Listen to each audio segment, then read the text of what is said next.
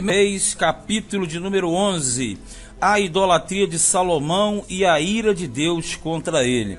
O capítulo 11 do primeiro livro dos Reis é famoso porque trata da queda de Salomão, aquele homem que foi cheio de sabedoria, o mais sábio que já existiu sobre a face da terra.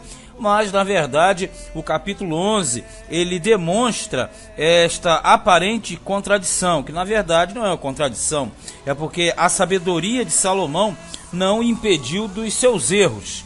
Então, na verdade, isso aqui mostrava que, ainda que possuindo toda a sabedoria e sendo diretamente ligado a Deus, não o isentou da falha e do erro. Capítulo 11, verso 1 diz assim: E o rei Salomão amou muitas mulheres estranhas, e isso além da filha de Faraó, moabitas, amonitas, edomitas, sidônias e etéias, das nações de que o Senhor tinha dito aos filhos de Israel: não entrareis a elas, e elas não entrarão a vós.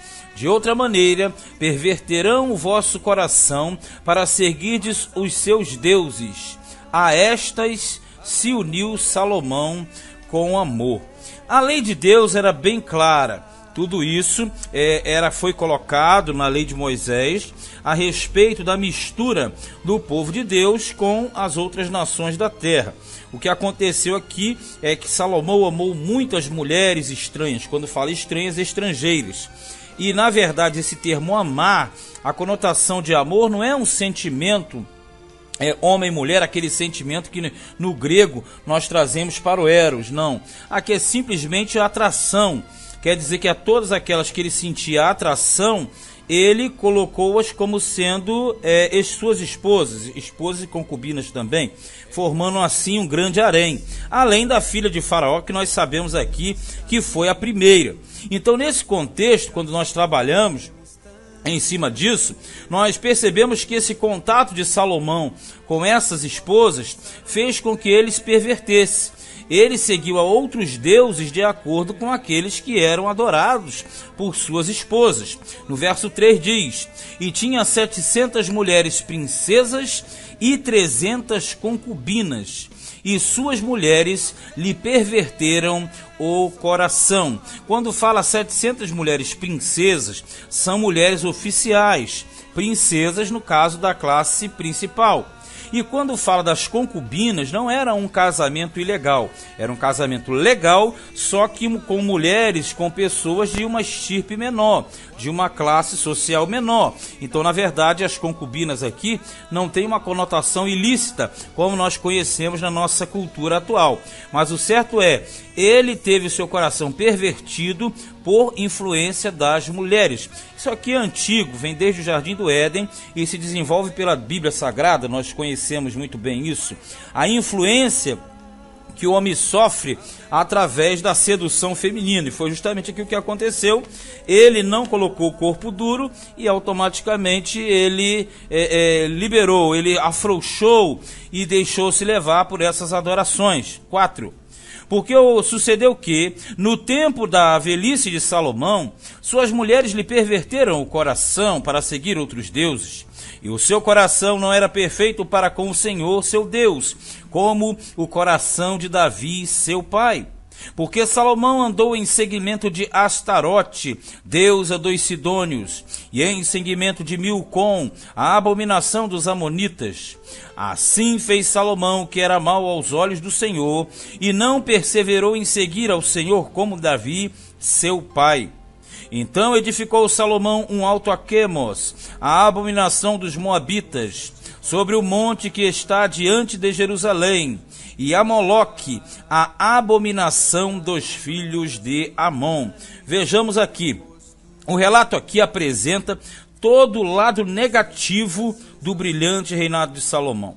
Aquele reinado que era, na verdade, o reino de ouro, expressão da glória de Deus na terra, nesse momento é colocado como algo totalmente repugnante diante do Senhor. E a conduta de Salomão se opõe à conduta de Davi, porque Davi, em momento algum, ele se desviou da adoração a Deus. Em momento algum ele fez isso. Com Davi era um só Deus, uma só lei, um só templo, um só povo, uma só terra. Ele não dividiu a glória de Deus com ninguém. Agora já Salomão quebrou todos os princípios, todos os preceitos, seguindo a outros deuses, desobedecendo a lei do Senhor, justamente fazendo vários santuários, dividindo, no caso, a terra, e vai ser dividida por causa dele.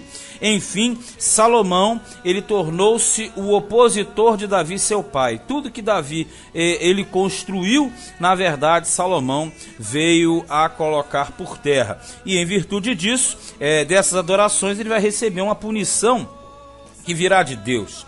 Ele amou e se misturou, digamos assim, a todas aquelas nações que vinham de povos vizinhos, como Moabita, Amonita, Edomita, aquele contexto, né? Além das Etéias e por aí vai. Tudo isso, você deve saber, era pontos de acordos políticos.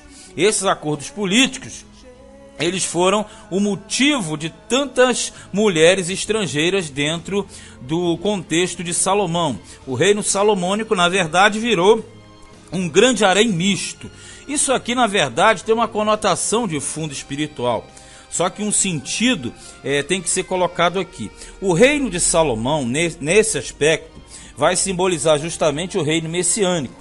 Porque no reino de Jesus, ele vai reunir todas as nações. E nós sabemos que na Bíblia, as nações, de uma forma geral, elas são representadas por esses estrangeiros, ou por essas estrangeiras.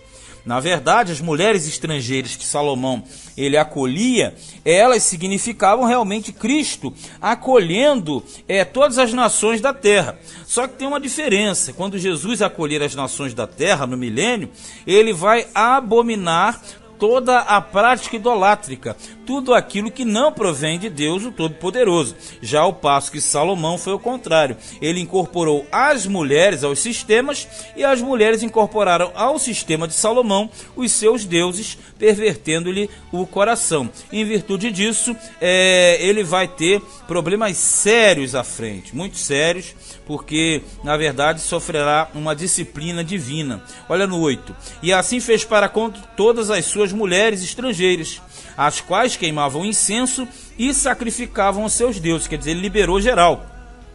Pelo que o Senhor se indignou contra Salomão, porquanto desviara o coração do Senhor Deus de Israel, o qual 2 vezes lhe aparecera. E acerca desta matéria, lhe tinha dado ordem que não andasse em seguimento de outros deuses. Porém, não guardou o que o Senhor lhe ordenara. Pelo que disse o Senhor a Salomão: visto que houve isso em ti, que não guardaste o meu concerto e os meus estatutos, que eu te mandei, certamente rasgarei de ti este reino, e o darei a teu servo. Todavia, nos teus dias não farei, por amor de Davi, teu pai, da mão de teu filho o rasgarei. Porém, todo o reino não rasgarei, uma tribo darei a teu filho, por amor de meu servo Davi, e por amor de Jerusalém, que tenho elegido. Vamos entender. Deus, ele automaticamente ele pune Salomão com a perca total, ele vai ter uma perda total do controle do reino de Israel.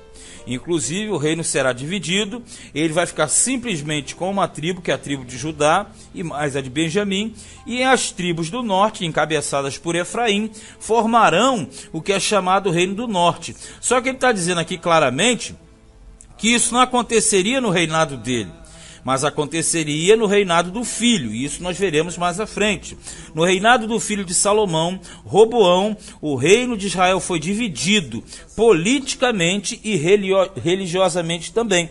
Então, na verdade, toda aquela cultura que foi preparada, aquele lado significativo orquestrado por Davi, que foi passado a Salomão, e ele veio até desempenhando muito bem, no final do seu reinado, houve essa baixa, essa perda, e com essa perda grandiosa, na verdade, Israel será ferido com uma divisão. Vai ser, como uma expressão bíblica muito usada, será transpassado pela espada do Todo-Poderoso. Mas aqui do versículo 1 até o 13, nós verificamos o que? toda a queda, todo o sistema da queda e que Jerusalém estava. Outro detalhe que nós passamos aqui no versículo 7, quando fala assim, sobre o monte que está diante de Jerusalém, onde ele levantou abominações, a abominação dos amonitas, no caso Quemos. Esse monte diante de Jerusalém é o Monte das Oliveiras, lugar antigo de que eram realizados cultos pagãos antes da entrada na terra, mas que depois voltou a ser utilizado para a mesma forma. É justamente no Monte das Oliveiras, onde Jesus estará no Getsêmani mais à frente, né? E ali justamente vai se desenvolver o contexto de Cristo. Mas a partir do versículo 14, aí já tem uma consequência. Deus, ele suscita adversários contra Salomão. Por que isso? Porque até ali Salomão não tinha experimentado nenhuma afronta, nenhuma guerra, nenhum motim, nada, absolutamente nada. Mas a partir do momento em que ele transgrediu, consequências severas vieram sobre o seu reino. Vamos ler aqui no versículo 14. Levantou, pois, o Senhor a Salomão um adversário, a Haddad, o Edomita. Ele era da semente do rei de Edom, quer dizer, descendente de Esaú. Porque sucedeu que, estando Davi em Edom, e subindo Joabe, o chefe do exército, a enterrar os mortos, feriu a todos os varões de Edom. Porque Joabe ficou ali 6 meses com todo Israel, até que destruiu a todos os varões de Edom. Isso aqui está falando ainda do reino de Davi, quando Davi estava dominando. Isso está relatado em 2 Samuel capítulo 8, propriamente nos versos 13 e 14. Então naquele momento Haddad, ele fugiu. Aqui diz no 17, Haddad, porém, fugiu, ele e alguns homens edomitas, dos servos de seu pai, com ele, para ir ao Egito. Era, porém, Haddad um rapaz muito jovem. Então Haddad, ele fugiu na ocasião em que Joabe liderava o exército e dominava Edom.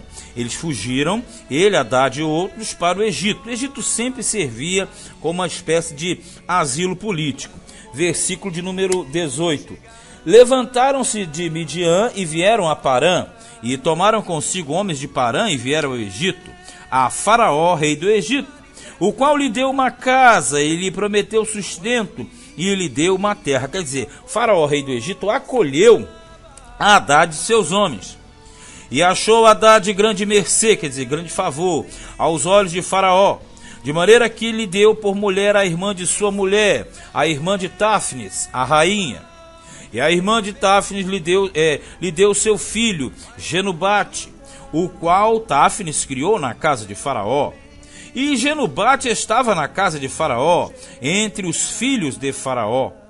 Ouvindo, pois, Haddad no Egito que Davi adormecera com seus pais e que Joabe, o chefe do exército, era morto, disse Haddad a Faraó, despede-me para que vá à minha terra. Vamos entender aqui. Todo esse aspecto colocado, ele diz respeito ao domínio do território de Edom. Esse domínio, nós já falamos, ele foi realizado pelo rei Davi, porque Davi ele conquistou todas aquelas terras ali ao redor. Lembra? Agora a questão é, depois dos pecados de Salomão, o próprio Deus ele levanta esses adversários que tinham fugido de suas terras. Então Haddad, no caso, ele vai querer retornar à sua terra para possuí-la novamente. Então ele ficou um período exilado, esse período aqui dá a entender aproximadamente os 40 anos, ele era bem jovem, e agora ele quer voltar. E ele vai querer voltar justamente para quê? Para reconquistar a sua terra. Verso 22. Porém Faraó lhe disse, pois que te falta comigo, olha, que procuras partir para a tua terra? Tipo assim, você tem tudo aqui, rapaz, por que você vai voltar? E disse ele, nada, mas todavia despede-me. Veja que ele não sabe nem porque está sentindo vontade de fazer, mas ele está sentindo que tem que fazer. Por que isso? Isso aqui na verdade é uma ação divina. Quem está levantando esse adversário é o próprio Deus. Então o cara não sabe nem porquê, mas ele quer ir e voltar para a terra. Também Deus levantou outro adversário, a Rezon, filho de Eliada, que tinha fugido de seu senhor Adadezé, rei de Zobá, contra quem também ajuntou homens e foi capitão de um esquadrão, quando Davi os matou. E, indo-se para Damasco, habitaram ali e reinaram em Damasco. E foi adversário de Israel por todos os dias de Salomão, e isso além do mal que Hadad fazia, porque detestava Israel e reinava sobre a Síria. Aqui ele está falando já de um adversário, Hadadezer, e a gente vai falar muito dos descendentes dele na frente, que reinava na Síria, foi subjugado por Davi e tornou-se vassalo, mas não concordava com o domínio de Israel. Quando chega nesse contexto aqui, eles começam a se amotinar e automaticamente se libertar do jugo e da opressão de Israel. 26, perdão. Até Jeroboão, filho de Nebate, efraimita, de Zereda, servo de Salomão, cuja mãe era mulher viúva por nome Zerua, também levantou a mão contra o rei. Então vamos lá. Aqui fala de elementos de fora, como Hadad, de Edom, e como Hadadezer, de Zobá, que na verdade é Síria e Damasco.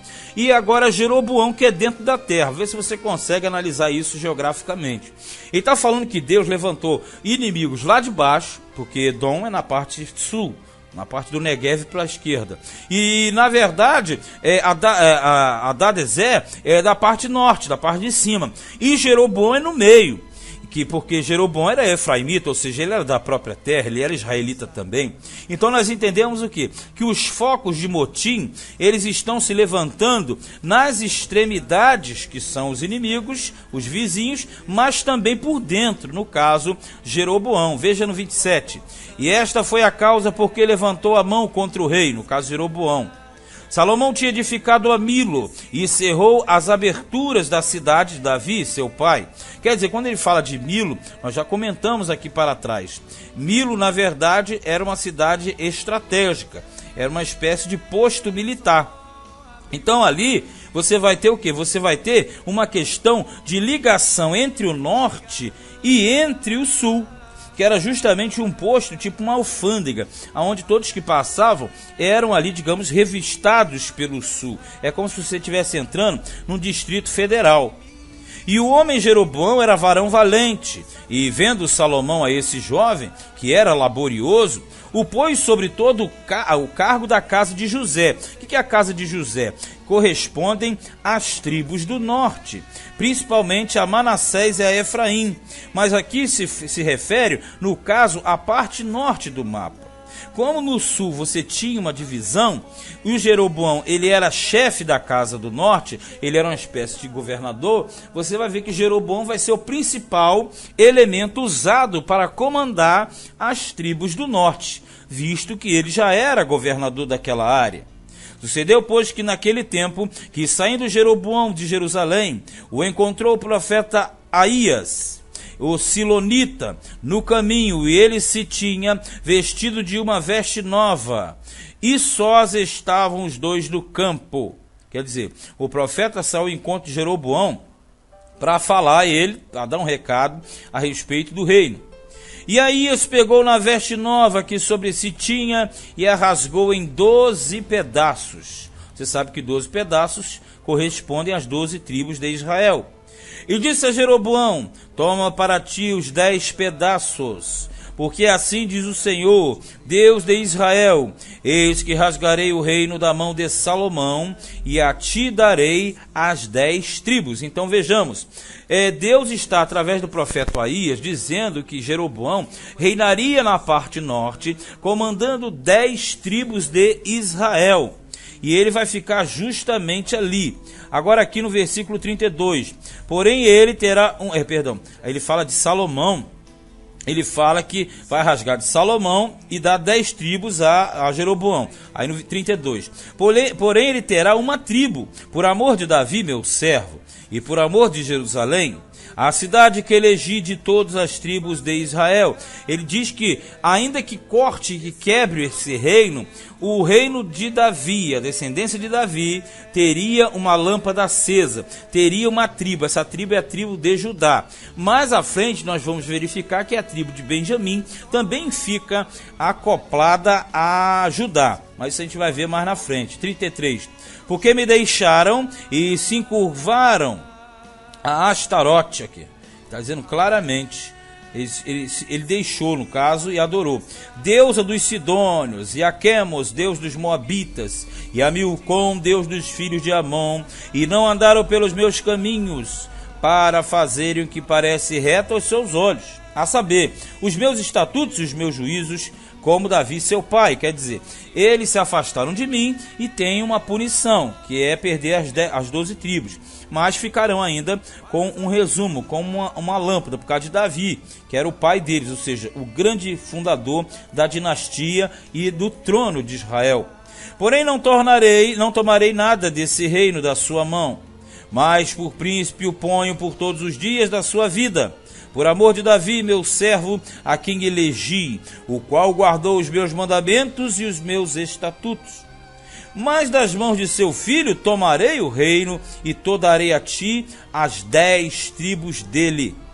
E a seu filho darei uma tribo, para que Davi, meu servo, sempre tenha uma lâmpada, quer dizer, uma genealogia, uma dinastia, uma semente, diante de mim em Jerusalém, a cidade que elegi para pôr ali o meu nome, porque nós sabemos que Jerusalém foi uma cidade escolhida por Deus, mas conquistada por Davi, e ali Deus habita, e o templo está ali. Então ele está dizendo, eu não vou entregar essa daqui por causa de amor de Davi e daquela cidade que eu elegi. E te tomarei, e reinarás sobre tudo o que desejar a tua alma, e serás rei sobre Israel. E há de ser que, se ouvires tudo o que eu te mandar, e andares pelos meus caminhos, e fizeres o que é reto aos meus olhos, guardando os meus estatutos e os meus mandamentos, como fez Davi, meu servo, eu serei contigo, e te edificarei uma casa firme, como edifiquei a Davi, e te darei Israel. Veja, Deus está propondo a Jeroboão uma aliança bem duradoura, não como a de Davi, mas ele está dizendo que se ele andasse, caminhasse da forma correta, ele automaticamente teria condições de firmar um reino forte. Agora veja que essa promessa que ele fala no 38 é justamente a mesma que ele falou para Salomão. Então ele está dizendo, olha, se você andar no meu caminho, se você fizer a minha vontade, então você será automaticamente o grande líder do norte. Aí diz aqui no versículo 39, e por isso afligirei a semente de Davi, todavia não para sempre. Tipo assim, eu vou fustigar o reino do sul com você, que é o reino do norte. 40, pelo que Salomão procurou matar Jeroboão, porém Jeroboão se levantou e fugiu para o Egito, como nós falamos. O Egito sempre foi um grande asilo político. Fugiu para o Egito, para Sisaque, rei do Egito, quer dizer, faraó, e esteve no Egito até que Salomão morreu. Geralmente isso é o que acontecia, até na cidade de refúgio. Nós sabíamos que enquanto vivesse aquele sumo sacerdote, o elemento estava fora. Depois que morria o sumo sacerdote, aí entraria outra, aí o camarada voltava da cidade de refúgio. No caso, os exilos políticos também. Quando morria o rei que dominava, aí a pessoa geralmente regressava. Como o Jeroboão está sendo caçado pelo Salomão, ele deu no pé. Verso 41 fala da morte de Salomão. Há um detalhe, esse rei aqui, o Sisaque, é faraó do Egito, ele foi faraó entre os anos 950 até 929 a.C., faraó Sisaque. Nós falaremos dele mais à frente no reinado de Roboão. 41. Quanto ao mais dos atos de Salomão e a tudo quanto fez e a sua sabedoria, porventura não estão escritos no livro da história de Salomão? A verdade é não, porque não existe livro da história de Salomão. Foi uma escritura que se perdeu ao longo dos tempos. E o tempo que reinou Salomão em Jerusalém sobre todo Israel foram 40 anos. A gente sempre trabalha em cima daquela questão. Ele começou a reinar aproximadamente em 971 e ele vai falecer em 930 a.C. Então sempre do maior para o menor. Mas isso aqui eu estou falando está relatado na apostila. 43. E adormeceu Salomão com seus pais e foi sepultado na cidade de Davi, que nós já falamos, uma parte dentro de Jerusalém. Davi, seu pai. E Roboão, seu filho, reinou em seu lugar. Então, a história de Salomão acaba aqui. Um grande rei, dotado de grande sabedoria, grandes riquezas, mas que padeceu, a sua mente padeceu, e nesse contexto sofreria as promessas de punição, porque na verdade as punições aconteceram propriamente no reinado de seu filho Roboão. Mas aqui no capítulo 11 foi traçada a grande decadência de Salomão, a queda do seu reino e a possível consequente derrotada que vai vir no reinado de Roboão. Este foi primeiro livro dos Reis, capítulo de número 11.